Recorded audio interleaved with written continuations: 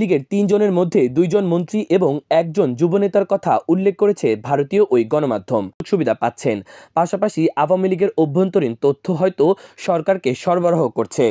শেখ হাসিনা সরকারের পতন ঘিরে উঠেছে চাঞ্চল্যকর তথ্য।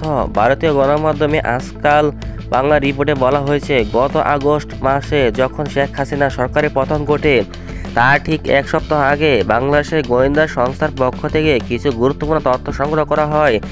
এই রিপোর্টে উঠে এসেছে যে শেখ হাসিনা সরকারের পতনে বাংলাদেশের ভিতরে এবং বাহিরে নানা শক্তি জড়িয়ে ছিল।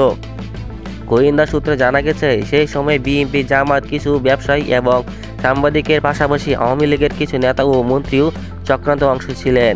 বিশেষ করে সাবেক আইনমন্ত্রী আনিসুল হক, বাংলাদেশের ছাত্রলীগের সভাপতি সাদ্দাম হোসেন এবং সাবেক তথ্য যোগাযোগ প্রযুক্তিমন্ত্রী জুনায়েদ আহমেদ পলকের নাম এই তালিকায় রয়েছে।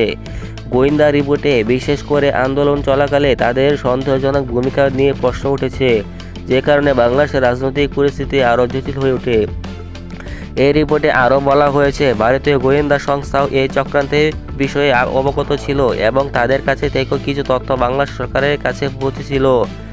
বিশেষ করে গত জানুয়ারি নির্বাচনের পর থেকে শেখ হাসিনা সরকারের বিরুদ্ধে এই চক্রান্ত চলছিল এবং তা আগস্ট মাসে এক বিস্ফোরক পরিণতি নিয়ে সামনে এসেছে। এখনও পর্যন্ত শেখ হাসিনা সরকারের পতন এবং এর সাথে সংশ্লিষ্ট চক্রান্তের বিষয়টি পুরোপুরি পরিষ্কার হয়নি। তবে যে সমস্ত তথ্য এবং যোগাযোগ বেরিয়ে এসেছে তা আরও কিছু প্রশ্নের সৃষ্টি করেছে। সেই জল্পনায় আজকাল বাংলা রিপোর্টে নতুন করে চাঞ্চল্যকর তথ্য ছড়িয়েছে।